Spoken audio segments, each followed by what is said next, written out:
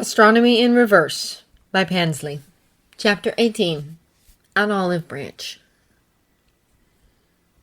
In several hours, in several violent, "Oh my god, Peter, don't look!" episodes of Game of Thrones.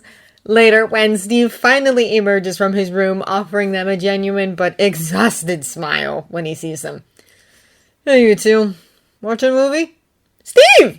Peter says instantly, bolting up on the couch. Orby beeps indignantly as he's abruptly rolled off his lap.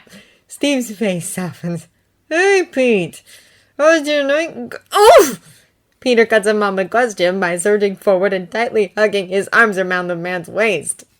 Steve gives Bucky a surprised look, then pats the kid's shoulder, looking adorably lost. "Steve! Thank you so much!" Peter gushes, practically glued to him. Bucky idly wonders if he's using his sticking powers to keep them fastened together like that. "I don't even know what to say. You went like crazy overboard, and I'm really grateful for everything, but the camera, oh my god, Steve, is so awesome, and I don't even know what to say except you're the best!" Realization dawns on Steve's face, and he grins at Bucky the little shit and finally hugs Peter back, although clearly not as hard. "You're welcome, Peter. I did kind of go overboard, but if you guys are going to be stuck here..." His gut clenches just slightly, but Bucky doesn't miss it. "At the very least, you deserve to have things to do while we keep you here." Peter pulls back slightly, apparently not using his sticking powers. "Oh, so it's just for while we're here then?" No, of course not," Steve says immediately, backpedaling. "I just meant... No, it's not just for while you're here. It's for you. Everything is for you." "Everything?" Bucky jokingly asks from the couch, absentmindedly rolling Orby across his lap. "Even the bird seed." The bear's tint of pink spreads across Steve's cheeks. He clears his throat, chuckling a little, looking embarrassed. "Yeah, well, you told me he liked animals, so..." He looks down at Peter, one hand still comfortably resting on his shoulder. "I thought we could build some bird feeders or something. Maybe set something up outside that window in your room, so you'd have something to photograph besides Tony's furniture." Bucky can't see Peter's face, but he sees the slight twitch in his hands, warning that another hug is on its way, and sure enough, Peter bolts forward again and wraps Steve in another bruising grip, only this time he entirely lifts the man, who's twice his height and 3 times his weight, clean off the floor, squeezing him and swinging side to side like a child hugging a doll. Bucky laughs outright at the surprised, incredulous look on Steve's face as he's manhandled, before Peter sets him back down gently, unbothered by the way Steve is now slightly panting for breath. "I really like that!" Peter says earnestly, the grin audible in his voice. "Do you want to watch Game of Thrones with us? We're already halfway through season 1, but we can catch you up if you haven't seen it." "That's that fantasy show we ordered, right?" Steve asks, spying the box set on the coffee table. "What's it about?" "So far, sex and violence," says Bucky, looking over and giving his son a wry look. "Not entirely convinced it's age-appropriate." An exasperated, fond smile crosses Peter's face, even as he rolls his eyes. "Dad, come on, everybody watches Game of Thrones!" "These things have ratings now, don't they?" Steve asks as he bends and picks up the box, turning it over and glossing over the text on the back. "This says it's 18+ Ps. "Oh, come on, Steve, not you too!" "I thought it was going to be more like Lord of the Rings." Steve puts one hand on his hip, and Bucky almost laughs, recognizing what can only be described as the man's trying and failing to look like a hard-ass face. "The only thing I'd heard about it is that it's a fantasy show and it's really good." "It is really good!" Peter exclaims, "and the last episode ended on a horrible cliffhanger, so please don't make me wait over 2 years to find out what happens next." Okay, I give in." Steve chuckles, placing the box set down and taking a seat in the armchair beside the couch. There's something undoubtedly strained in his posture, Bucky notices, in the curve of his spine, the way he's holding his head. Bucky nods to Peter before the kid can sit back down and says, "Hey, kiddo, while you're up, why don't you head to the kitchen and grab some more snacks?" "Oh, okay, sure," Peter says, turning and heading for the door. Orby beeps frantically and rolls off the couch to follow him, startling Steve in his chair as it runs over his foot in its haste to chase Peter out of the room. What the hell was that?" Steve says, turning in his chair to watch Orby roll across the floor, his metal body jarringly loud on the hardwood. "What is that thing?" That's the thing Peter and Stark have been working on in the lab this whole time. His name is Orby. Bucky tries to keep his tone light, unassuming, but he lowers it just the slightest bit as he adds, You didn't notice it until now. It's not a question, and they both know it. It's not like Steve to miss something like a moving, beeping robot in somebody's lap when he enters a room, regardless of how distracting Peter's bear hugs might be. There's tension in every inch of Steve's body that Bucky doesn't miss, especially now when it seems Steve is no longer trying to hide it. Do you want to talk about it? Steve sighs, a miserable, defeated thing. It was bad, Buck. It sounded bad. I just wish you would listen, Steve says, slumping against the back of the armchair. But we just don't agree about this at all. I get where he's coming from, but this whole thing is bigger than just us. I'm not comfortable just blindly following orders. Not anymore. What does Stark want? He wants someone who can hold us accountable, Steve admits quietly, not to drop a hostility in his voice. Which sounds great on paper, but what do we do when that someone decides to start serving their own agenda instead of the people they're trying to protect? Is that all Stark wants? Bucky asks gently, mindful of the way Steve's holding himself, of not salting his clearly fresh wound. Does he only want to help people if the Avengers aren't on the hook for it? No! Steve says almost instantly. He shakes his head as if Bucky had just told him the most ridiculous thing. No, Tony's not like that. He never refused to help someone who needed it. It's the best thing about him. Okay. Bucky nods. What about your team? I know you want the Avengers to stay together, but what about Stark? Do you know how he feels about it? Honestly? A somewhat sad look crosses Steve's face, the barest hint of guilt. I think Tony wants the team to stay together even more than I do. Nodding again, Bucky forces himself to relax his posture, opening his body up in hopes of encouraging Steve to do the same. This guy they've decided should be the one to hold the Avengers accountable. What's his name? Ross? I know you hate him, but what? Are he and Stark best buddies? Former business partners or something? Steve outright scoffs at that. No, Ross is military, and Tony isn't any more of a fan of him than I am. Okay. Bucky sits up a little straighter, waits until Steve turns to look at him. So both of you have the same first priority, helping people who need it. He waits until Steve nods, then continues. And both of you want your team to stay together at all costs. Steve nods again, his eyebrows drawing together as he tries to understand where Bucky is going with this. Stark wants the Avengers to be held accountable when they screw up, which wouldn't be a horrible idea if there was some possible way it could be implemented without being abused down the line. Yeah, and that's the issue, because Ross is not the right person for that. Bucky cuts in. He sounds like a dick, and it's a bad sign they'd even consider him for this in the first place. But the upside is you and Stark agree about that too. Sighing, Steve bows over, letting his head hang between his hunched shoulders. Yeah, I guess so. So at the end of the day, the two of you are on the same side, and you want the same thing. Now you just need to sit down, when you aren't both pissed off, and talk about how to make it happen. Steve looks at him then, and Bucky lets a small reminiscent smile cross his face. Sure, about fighting sucks, but you fought much worse. A chuckle leaves Steve's lips as they curve into a warm smile. You're right about that, he says. You always knew how to make me feel better, but I don't remember you ever being this good at conflict resolution. I have a teenage son.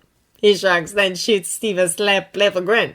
Though I rarely had to use it on him. Peter's not nearly as much work as you are. Steve starts to laugh, but the sound fades before dying out, his expression growing pained. Tony's become a close friend of me these last few years, but I don't want this to tear us apart. It's a stretch, but Bucky reaches over the space between the couch and the armchair and manages to rest a comforting hand on Steve's shoulder. He squeezes reassuringly, something terribly familiar about the way the nape of Steve's neck fits under his fingers. But don't let it. Their gazes lock, and Bucky sees so much that he doesn't understand in Steve's eyes all of a sudden. Affection, anxiety, humor, and beneath it all a well of guilt.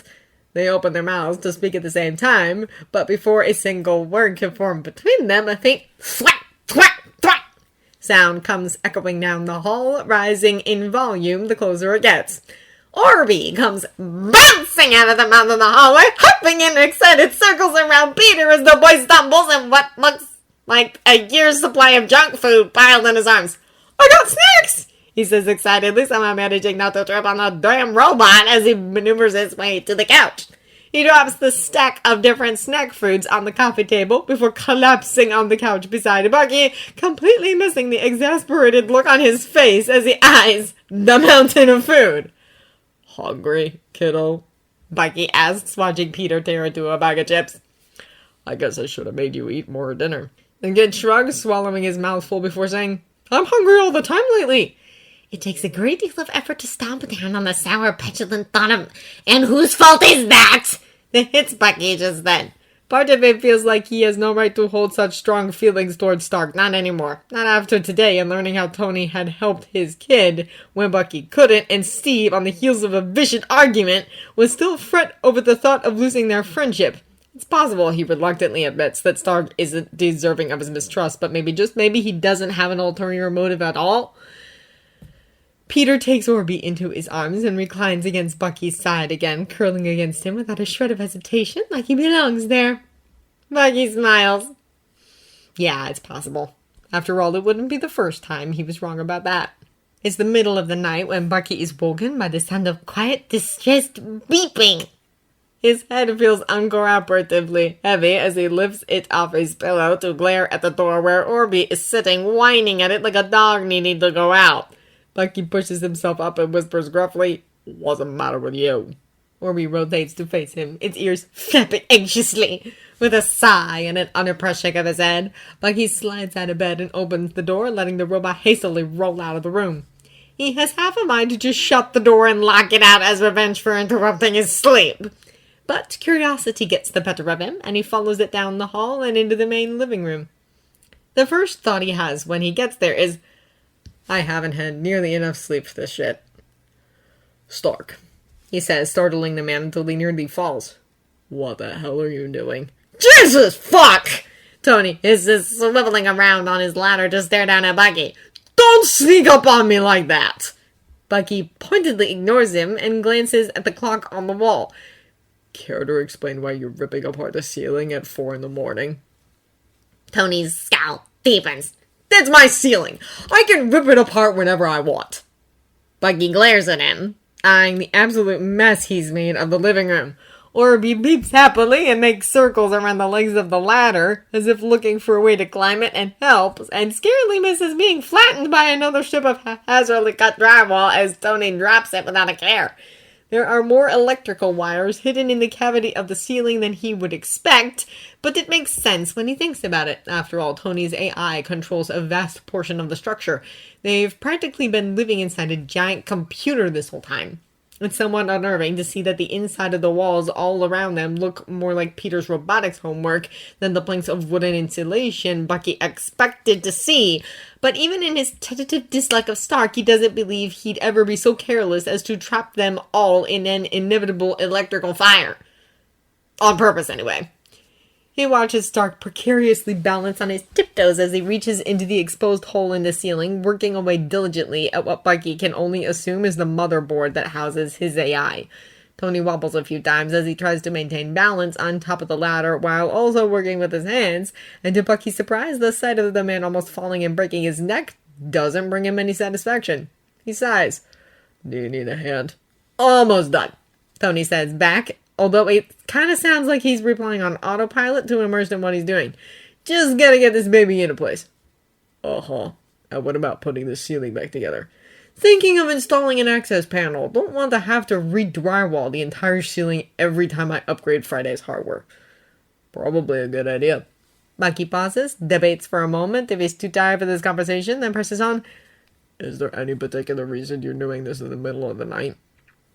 He expects a jab, maybe even a chunk of ceiling dropped on his head, but what he doesn't expect is Tony's lips pressing together into a hard line and his face darkening like he's holding something back. He wasn't expecting it, but that isn't what shocks him. What shocks him is the irrefutably hurt-looking Tony's eyes, which Bucky can see even though Tony isn't even looking at him. You're doing it now so you can avoid Steve. He realizes. I'm done avoiding anyone! Tony snaps, working his hands a little harder, a little more diligently now.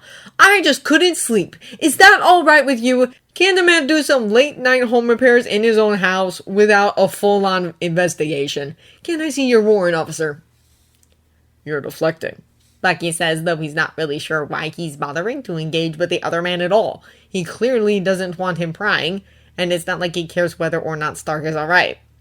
Bucky wilts under the guilt that thought hits him with. I'm pretty sure this is the opposite of repairs, he adds, and the guilt recedes ever so slightly when the edge of Tony's lips just barely cracks upward. Typically, that involves putting things back together, Stark. Thank God Hydra replaced your memories with such useful information, Tony says, but there's such a lack of bite in his words, Bucky isn't even tempted to tip the ladder on him. And this is an upgrade that couldn't wait, so it counts.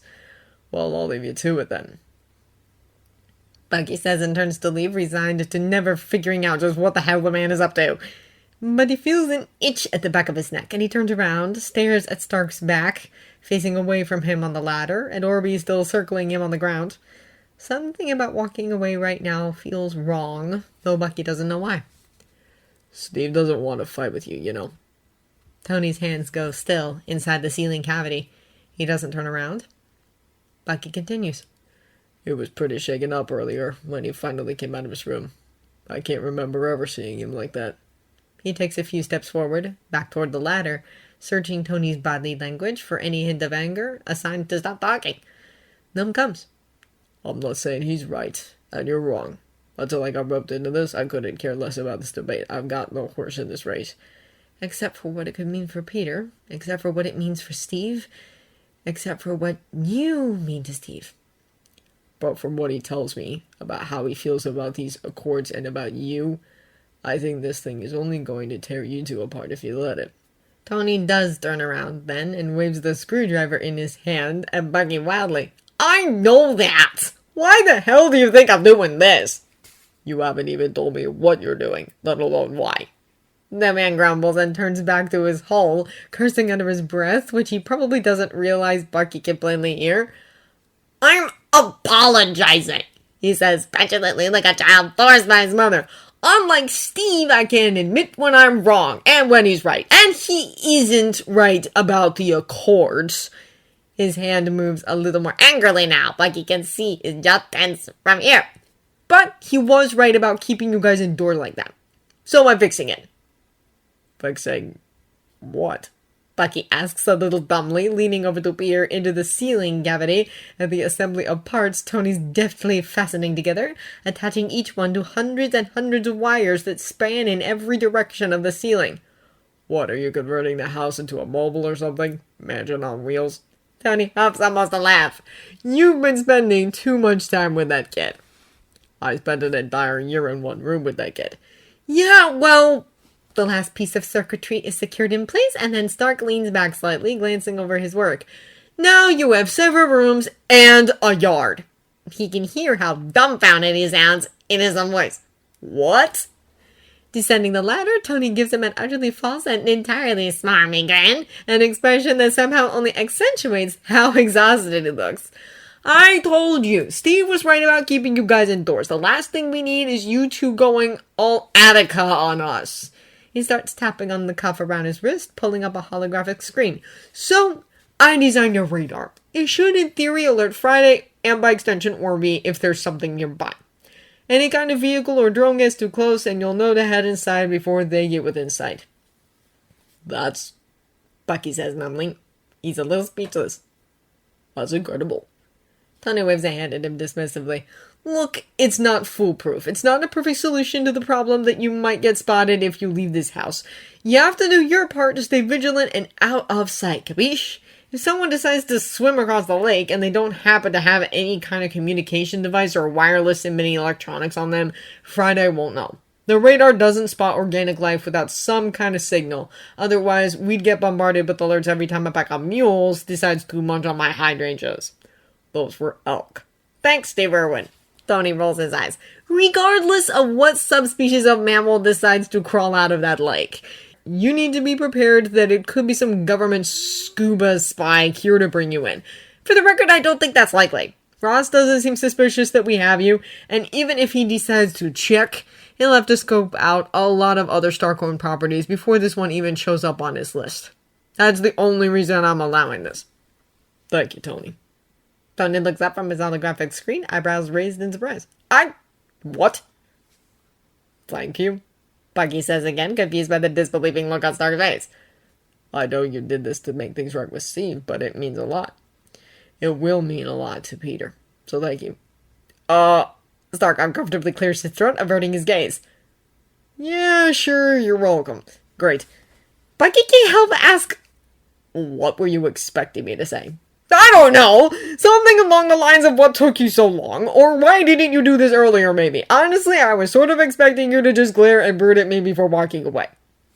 He gives him a small shrug, probably intending to look non-committal, but every line of his body is tight with tension. Sometimes I'm not the most sensitive person to things like this. At least that's what people tell me. I can spend entire weeks locked in my workroom without even knowing it, so I thought a few days in a place this big would be a piece of cake. A grimace twists across his face like he bit into something particularly sour. But as Steve pointed out, not everybody has my flair for half-a-month-long dissociative episodes. Despite the nature of his superpowers, Peter's not used to feeling stuck. Bucky says, grinning at the unimpressed look Tony gives him before schooling his features.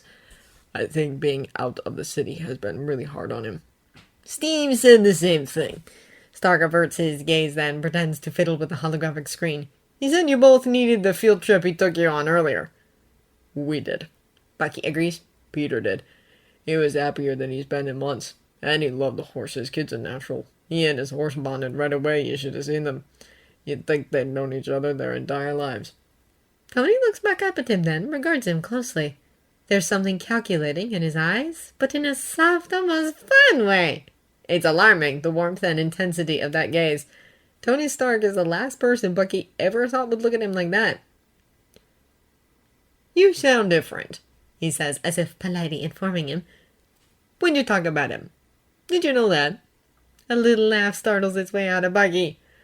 You're actually not the first person to tell me that. Frank, my boss at the dealership, used to say the only time I didn't look so miserable was when I was talking about Peter. It's true. Tony grins at him playfully. He's got you to a T, Barnes. Then the smile falls off Stark's face, crumbling like a thought's hit him and interrupted whatever supports were holding up his grin. He blinks at Bucky for a moment, some heavy sort of realization watching over his features. Steve does the same thing. What? Bucky asks, arching an eyebrow at him. What, get me to a T? No. Well, probably. That's not what I meant. Tony looks at him like it's the first time he's ever seen him. I meant he sounds different when he's talking about you. And it's the only time he doesn't sound so fucking miserable either. His face suddenly feels incredibly hot. Bucky frowns, and then Stark gives him this odd, disbelieving look, and his face gets even hotter, the heat traveling all the way down his neck. Stark looks as uncomfortable as Bucky feels, and they both look away from each other wordlessly. Okay, Tony says, clearing his throat again. Well, on that incredibly weird note, I'm gonna just head down to the workshop and weld together a nice door to cover that crater in the ceiling. You have yourself a good night. The words come out in a rush, like he can't get away from Bucky fast enough, and then he turns and bolts for a hallway that Bucky's pretty sure doesn't lead to a basement. Or he doesn't roll after him, instead headbutting into Bucky's ankle and beeping at him curiously. Bucky waits a moment for the heat to leave his face and the odd squirming feeling in his stomach to go away before he looks down at his little back. Don't ask me. I have no idea what that was about. The long, giggling beep Arby gives him in response doesn't offer any answers. Bucky's just turning the stove on to begin cooking breakfast when Steve comes around the corner and fixes him with a glowing smile, hair and shirt slightly damp from a recent shower by the looks of it. Morning, Buck. Sleep well? Would have. Bucky replies, staring his gaze away from the water dripping down the side of Steve's neck and instead focusing on assembling a suitable meal together. If a certain moody, hyperactive kid hadn't woken me up halfway through it. Steve's eyebrows shoot up in surprise. Is Peter okay? Yeah, They share an even sideways glance. wrong kid. Oh! Steve runs his fingers through his damp hair, dark and thick like fresh honey instead of its usual sunshine gold. Is he okay? He's better than the living room ceiling. Bucky shrugs. I don't really know him well enough to say. What happened to the living room ceiling? He installed a radar inside his AI's hardware. Bucky smiles at him. Our house arrest has been upgraded to house and yard arrest. Steve returns his smile, not looking surprised in the least. Well, it's... He clears his throat, the smile refusing to fall, even as he struggles to maintain his composure. It puts an end to one argument, anyway. For now. Bucky says. Yeah, for now. He's acutely aware of Steve's gaze on him, like warm light streaming in through the windows and covering his body. It's the same natural, all-encompassing feeling of standing beneath the sun. It's familiar having Steve's eyes on him like this. There's nothing unnerving about being regarded in such an intimate way, and that surprises him. But it's Steve, so it also doesn't. Steve moves slowly as he steps closer, the warmth of his gaze steadily growing, until even the back of Bucky's neck feels hot. You tied your hair up. Yeah, easier to cook when it's out of the way. Can I give you a hand? Bucky can't hide the humor in his voice. You get any better at it over these last 70 years? No, not even a little bit. Then I think I'm good. They share a grin, and Steve reclines against the counter and quietly watches him, a companionable silence falling between them as he does.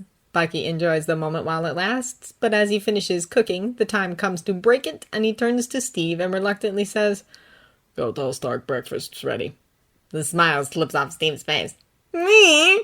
Yes, you. Bucky gives him a playful smirk. I get to wake up the other kid. Tony might take offense to you calling him a kid. Bucky scoffs. He was born when? 1960-something? Steve thinks for a moment. 1970. Wow, God, that makes me feel old. Tell me about it. Peter was born in 2001. Please stop talking. I can feel my body turning to dust as we speak. Bucky laughs, and he and Steve share another grin as the man leaves the kitchen, headed for Stark's room. Bucky takes a second to finish plating up the rest of the food before wiping his hands, but before he can make his way to Peter's room, Orby comes barreling out of the hallway like he's trying to wear a hole in the floor, and Peter follows slowly behind him, knees bent and hunched over. Dad! He whines, taking each step like it's agony to move. Help! There's only a brief second of concern before Bucky sees the peculiar way Peter's legs are bent, his knees miles apart, and realization it's him, the laughter erupting from his mouth without him meaning for it to. It's not funny! Peter says indignantly, hands hovering beside his legs like they're desperate to massage his sore thighs. This kills! I told you your legs would hurt after horseback riding. Bucky says, albeit sympathetically. We're grateful you have a healing factor and will probably only be sore for a few hours. We used to ache for days afterwards.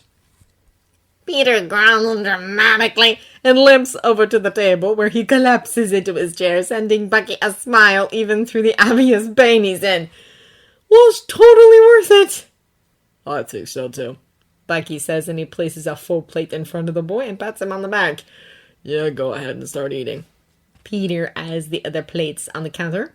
What about Steve and Mr. Stark? Bucky turns toward the hallway Steve went down, listening closely for any sound or sign of either of them. He doesn't hear anything, but for all he knows, Stark might have fallen asleep in the basement, if he even went to bed at all. Don't worry about that, he says and gives his son a reassuring smile. They might be a while. Not again, because I have a surprise for you when you're done. More surprises? Peter says, eyes widening. Dad, we don't have enough room for more surprises. Enough room? At home, he clarifies, even as he obediently picks up his fork. In Queens, I don't know where we're going to put all the stuff Steve bought us. Something alarmingly familiar to guilt wells up in him, and Bucky turns away, not wanting Peter to read the conflicted look on his face, the bitterness he can feel etched into the hard lines of his frown. Don't worry about that, he says, pretending to be busy loading up his own plate. It's not that kind of surprise. Tony and Steve never do end up joining them at breakfast, so Bucky and Peter cover their plates and put their food in the refrigerator for them before they begin cleaning up. Peter is a fountain of bubbliness next to him, smiling and joking, even through groans of pain when his sore legs give him trouble. This is okay, Bucky thinks as they wash the dishes side by side, almost like normal, Peter's excited rambling a familiar sound in his ears. This place may not be home, and home might not be a place they ever get to go back to, at least not in the way Peter is hoping. But if things can still be like this, like they were back at their apartment, then it's okay. This is okay.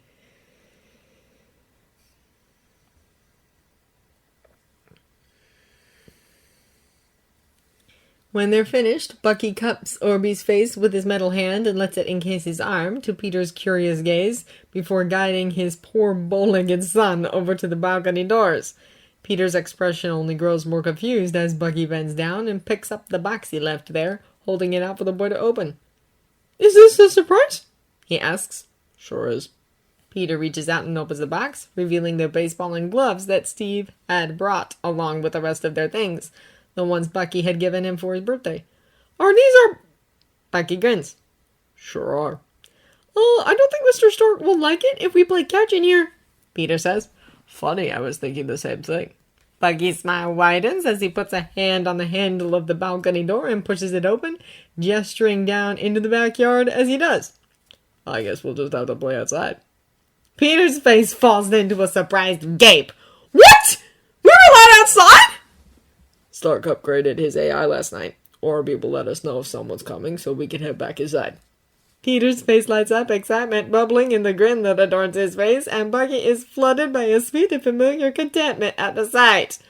"As long as we stay on the property lines, we should be okay." "That is awesome!" Peter says, taking the box from Bucky and jumping, as well as he can with his sore legs, through the open door onto the balcony. "Come on, let's check it out!" Bucky returns his son's smile and follows him outside, where the sun is already beginning to warm the backyard from the morning's chill. Now that they're no longer sneaking out, they don't stay confined to the dock and the grassy shore beside it. They take their time wandering through the elaborately landscaped gardens framing the edge of the lake, all the way to the tree line of the forest which surrounds the manor. There's an old unkempt stone path leading through the garden, and the two of them leisurely follow it, admiring the various flowers and shrubs that steadily grow more wild and less maintained the further they get from the house, until the bushes tower over them and the branches bend at an inconvenient height, creating curtains of vines and flowers outlining the sides of the pathway. Just before they reach the forest's edge, they find a small open seating area secluded away behind a wall of blooming lilac bushes. There's a 4-piece set of old iron chairs with chipped white paint rooted around a small metal fire pit, all of them overgrown by wild grass coiling up their bodies. "I wish I brought my camera," Peter laments, but Bucky smiles and says, "You can bring it out later." As an idea sparks in his head. "We should make dinner out here tonight." Peter glances at him questioningly. "Out here? At the fire pit?" "Yeah, what do you say? We could roast hot dogs or burgers or something. It won't take much work to clean this up." The excited grin returns to Peter's face, and he readily agrees to the idea, launching into a fit of enthusiastic rambling about how he's never built a campfire before, but he did accidentally start a fire in the chemistry lab once when he was experimenting with some combustible chemicals. Bucky listens as they carry on, continuing down the well-worn path until they reach the mouth of the forest. The garden ends, but the path does not. "Is this still Mr. Stark's property?" Peter asks. "Must be," Bucky says, turning to look behind them.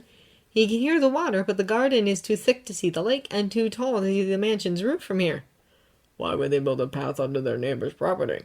Peter shrugs, leading the way down the path as it cuts through the woods. The stones get older, more broken, and farther apart the further they go, the flat ground steadily sloping into a steeper and steeper hill the thicker the woods get. Finally, when they reach the top of the inclination, they step through the other side of the forest and onto a bright, warm field.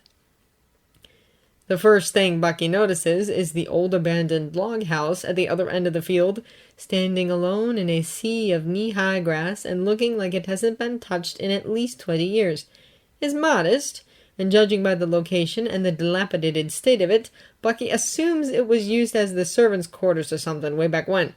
It doesn't look like a barn, even though it's the only structure in an empty field surrounded by a rotting lopsided wooden fence, which looks even older than the house does. The forest envelops the field on 3 sides, with only the fence lying between them. The 4th side of the field hangs over the lake on a small cliff, almost treacherously, which Bucky suspects is the reason they bothered fencing it in the first place if it wasn't meant for livestock. They can hear the water splashing against the bottom of the cliff in gentle waves, and the wind breezing through the tall grass, making waves of a different kind. The field is pleasantly warm, without the dark shade of the trees keeping the earth cool. Bucky is tempted to close his eyes and take a deep breath, but the sight of the open, endless sea of green, the lonely little house, the family of yellow butterflies flitting through the grass, entice him to keep his eyes open, not even wanting to blink, to lose a second of this untouchably peaceful moment. "No, I really wish I had my camera," Peter says. "Do you think we'd see fireflies if it came back later? I've never seen them before." "You really are a city boy," Bucky laughs. "We're too far west for fireflies, but when we—" "If," hisses an insidious voice inside his head, spiteful and venomous.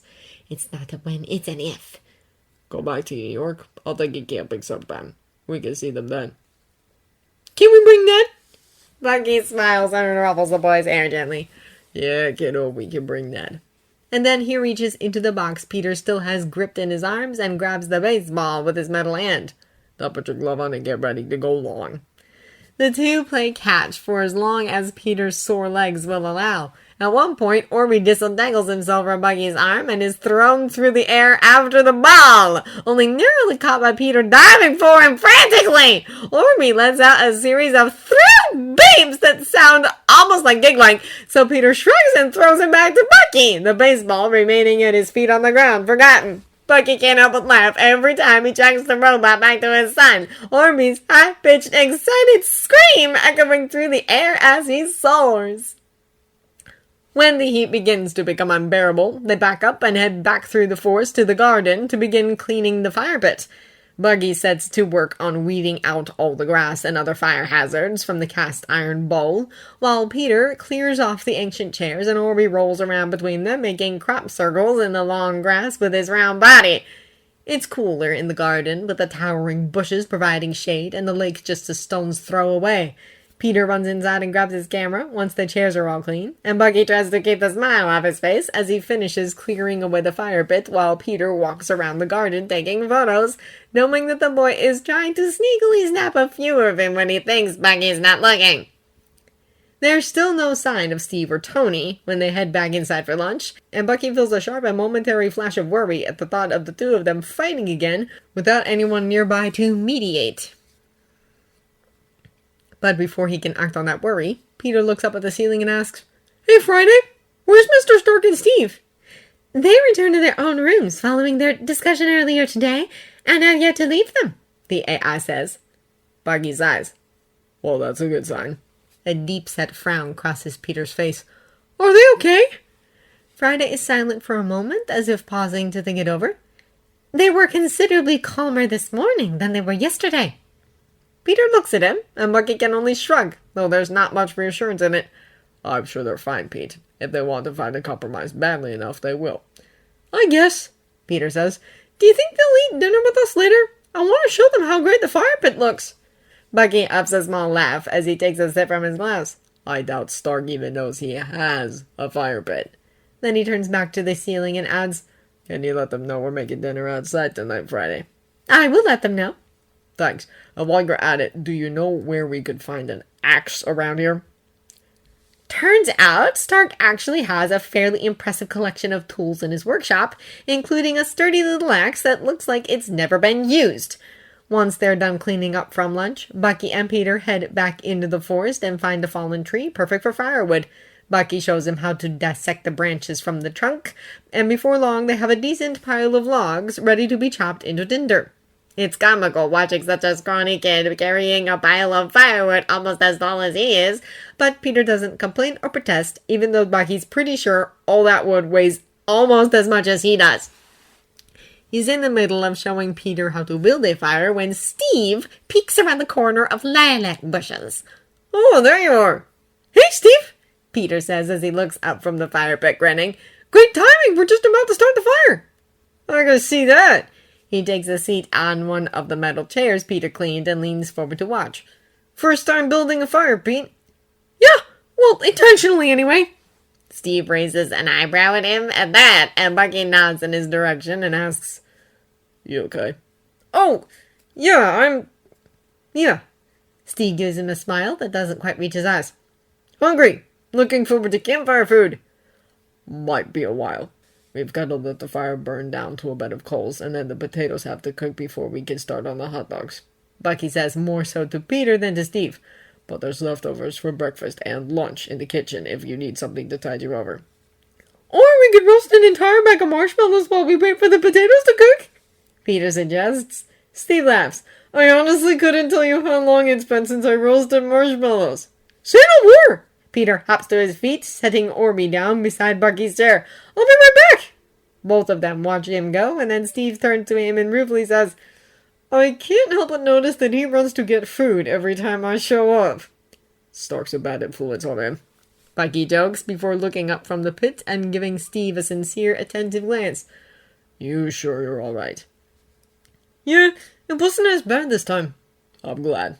He turns back to the fire, stoking the flames just starting to catch on the tinder until the first piece of firewood begins to burn. Steve watches him silently, both of them just listening to the gentle crackling of the fire, the waves lapping at the shore, the breeze rustling through the garden. It's quiet and peaceful, the way this whole day has been, the way horseback riding with Steve had been yesterday. Bucky can't help but think of last night, how Stark had torn apart his own ceiling to make this happen, even if he was only trying to make it up to Steve. These last 2 days have been nurturing in ways he can't begin to describe, and for the first time since he was framed for the bombing in Vienna, Bucky is truly, genuinely glad to be here with his family. Just then, Peter returns with the marshmallows, and he brings Tony with him. It's only awkward for a moment, Tony and Steve nodding to each other wordlessly, before he seems to notice the fire and asks dumbfounded, Where the hell did this come from? It was already here, Bucky says, gesturing to the chipped white paint covering every single chair. And for a couple centuries by the looks of it. Huh. Stark glances over the alcove critically, before shaking his head in disapproval. No, you guys are doing this all wrong. We are not eating hot dogs off of a bunch of sticks like cavemen. And if we're going to sit around a fire, we're going to do it the American way, with a beer in our hands. He glances at Peter, then amends, or a juice box, if you're a minor. Bucky glances at the pile of supplies he and Peter scrounged up for dinner. We can peel the bark off your stick if it makes you feel better, Tony. Tony scowls at him. We're going to use a grill like civilized people, Barnes. Kid, come give me a hand. We're going to show your old man how to do this right. He waits until Stark turns around, then grabs a marshmallow from Peter's bag and beams it at the back of the man's head. Steve grins at him, amused, then relaxes in his chair before apologetically admitting, Actually, a beer sounds great right about now. Though he doesn't admit it, Bucky agrees. Despite the tension of the last 2 days, dinner actually goes by without any shouting, arguing, or awkwardness to speak of. Peter and Tony sort of monopolized the conversation by boasting about Orby and all the different things it could do, and what it was like to build it, all the little challenges and how they faced them. Bucky can't help but smile at the pride and excitement layering Peter's voice as he explains his robot on a level too deep for him to understand, and more than once he looks up and catches Steve smiling at him from across the fire, his expression as warm as the flames and just as bright. Tony brought a cooler with him when he came back with the grill, and true to his promise, he keeps a beer in each of their hands and a can of soda in Peter's for most of the evening. Bucky doesn't think he's even capable of getting buzzed, but he can't deny that he feels comfortably relaxed in that easy, satisfying way that alcohol tends to do. Steve seems to feel it too, though Bucky's almost positive he can't get drunk at all. But the man's posture is relaxed and open, and he's smiling in a way that he hasn't since they were up on that plateau yesterday. With the sugar and the caffeine surging through his system, Peter doesn't sit still for long, and he ends up taking off through the garden with Orby happily tailing him. Tony sits still for all of 30 seconds before he grimaces and says, Yikes, third real much, and takes his leave, presumably to follow Peter. Bucky watches him go with no small amount of confusion, then turns his questioning gaze to Steve. What was that about? Just Tony being his tactful self. Steve says, taking another sip of his beer. He thinks he's funnier than he actually is. Well, I guess that explains why you two get along so well. Steve gives him a sour look, and Bucky grins unashamed, keeping their gazes locked together as he takes a sip of his own beer. Admit it, Stevie, he says teasingly, the mouth of the bottle still resting against his lips. You've been a magnet for smart-mouth punks your whole life. The quip he was expecting never comes. Steve doesn't banter back, doesn't give him so much as a shake of the head or a roll of the eyes. He just stares at Bucky, his mouth popping open, as if in surprise. It's not quite dark yet. The sun has gone down, but the sky is still blue, the light still enduring after sunset. But Bucky still can't make out the expression on Steve's face, whether he looks more shocked or more relieved. Bucky opens his mouth to ask, but before the words can come out, he's interrupted by a frantic scream! He and Steve share identical concerned looks at the sound of Peter's desperate shout of, "No! No, no, no!" And Bucky leaps to his feet, booking it down the pathway toward the house. It's not until he gets closer that he recognizes the laughter in Peter's voice, and as he leaves the thickest parts of the bush, his eyes immediately land on the boy, hands thrown up a surrender, as Tony mercilessly drenches him with one of the water guns Steve had bought for them yesterday. Peter sees him and dives out of the way of the water, latching onto Bucky and laughing as he hides behind him. "Dad, help!" he says, the water already soaking through Bucky's shirt. "He cheated!" "I did not!" Tony says, aiming the water gun toward them. "Step aside, Barnes. He started this. I'm finishing it." "Yeah, I don't think so," Steve says and lunges for the gun, grinning at the startled panic yelp Tony makes as he takes it from it. "You picked on the wrong kid, Stark." "He was picking on me!" Tony protests, hands covering his head as he tries to outrun the spray of water. "Orm! Defend me!" Orby chirps happily and rolls upside down like a puppy, cocking its head to the side. "Ingrates, all of you!" Stark beelines for the path, only to be blocked by Steve, who looks almost adorably confused as to what the hell he just stumbled into. Tony grabs him and pushes him toward Bucky to block the spray of water, hiding behind him desperately. "Steve, where the hell's your shield? We're under attack!" Bucky holds his fire, but keeps the gun aimed at the other man, ready to waste both of them in an instant. Steve stares back, almost daring him to do it, and then tips his head back and drains the last of the beer in his bottle. He keeps their gazes locked as he turns and hands the empty to Tony before confidently walking away toward the house. Tony looks at the empty beer bottle in his hand and then back up at Bucky, almost pleadingly. Bucky smiles back. "Any last words, Stark?" "Hey, punk!" Bucky turns at the sound of Steve's voice and the grin falls from his face at the sight of the green garden hose in the other man's hands. "Why don't you pick on somebody your own size?" "Oh," the words get cut off as Steve squeezes down on the nozzle and soaks him.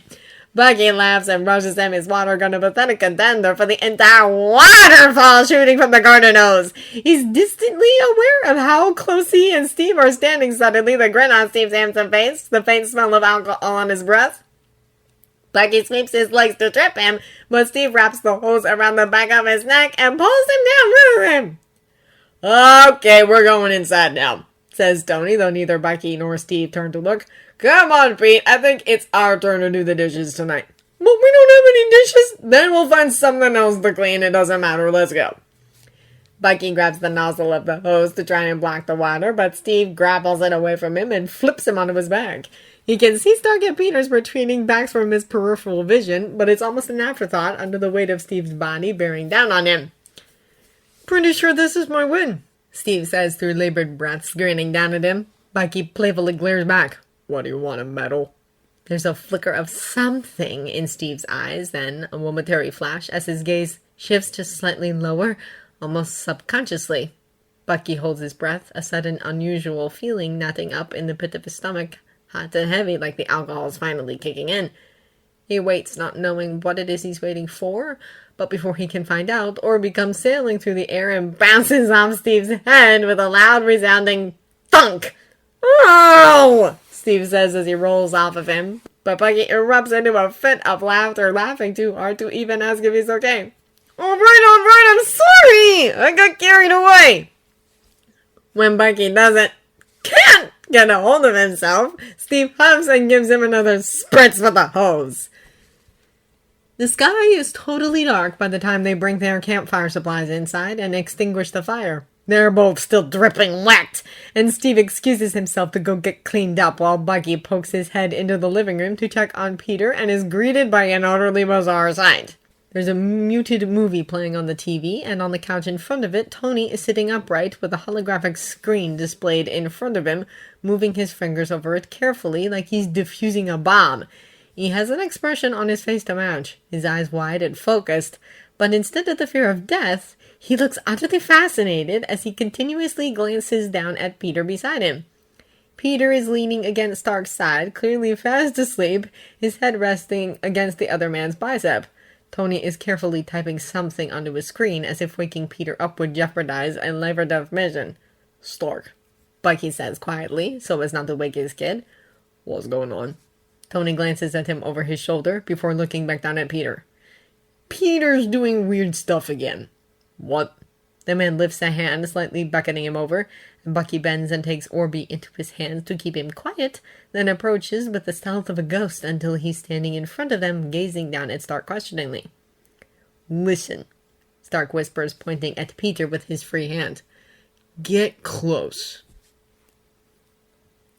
Bucky can't help the dubious, unimpressed look he gives the other man as he kneels down in front of the couch and leans in, turning his head toward the kid. At first, all he can hear is Peter's gentle, even breaths, but then he picks up on a subtle, barely noticeable rumble coming from the boy's chest. Is he purring? I don't know, do spiders purr? Is that a thing? Has he ever done this before? Stark asks quickly, almost erratically. Bucky shrugs, secretly delighting in the panicked look Stark gives him, before he dismissively waves him away and turns back to his holopad. Friday, add this to the file. Bucky raises an eyebrow at him. You have a file? Of course I have a file. I think you should go to bed, Tony. And miss out on this or you're crazy. This is incredible. Suit yourself, Bucky says, the exhaustion of the day catching up with him. He begins to walk away, then turns back and adds, put him to bed when you're done having your little scientific breakthrough or whatever. Don't let him sleep like that all night. Yes, fine, Tony says without looking up. Bucky sighs and makes his way back to his room, depositing Orby on the bed, and then taking a note from Steve and treating himself to a long hot shower, letting the water wash the day's tension down the drain. He can feel his muscles relaxing under the warm spray, but the odd unfamiliar coil in his gut isn't affected in the slightest. Bucky finds himself somewhat at a loss as he gets dressed, not recognizing the strange feeling low in his stomach that he can only describe as a hungry pull. He doesn't even entertain the thought of going to bed as he leaves the room, firstly checking Peter's room next door, and upon finding himself safely tucked into bed and sound asleep, he makes his way down the hall mindless, knowing where he's going but not knowing why. Steve answers the door after only one knock. Bucky doesn't move for a moment, just takes in the sight of him, his wet hair, his dark blue eyes, the stubble on his jaw already growing in from this morning. He looks somewhat out of breath, his cheeks a little pink and his t-shirt already rumpled, and the tight coil in Bucky's gut explodes like a spring-loaded trigger, and he pushes forward into the room, cupping Steve's cheek in his hands, pressing their bodies together.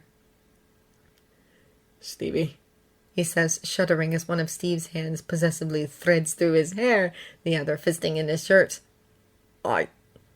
They're so close, he swears he can feel Steve's heart hammering in his chest. Can I? Yes! Steve gasps and Bucky surges forward and kisses him hungrily. Lets Steve pull him fully into the room and down onto the bed, the door falling closed behind them and submerging the room into darkness.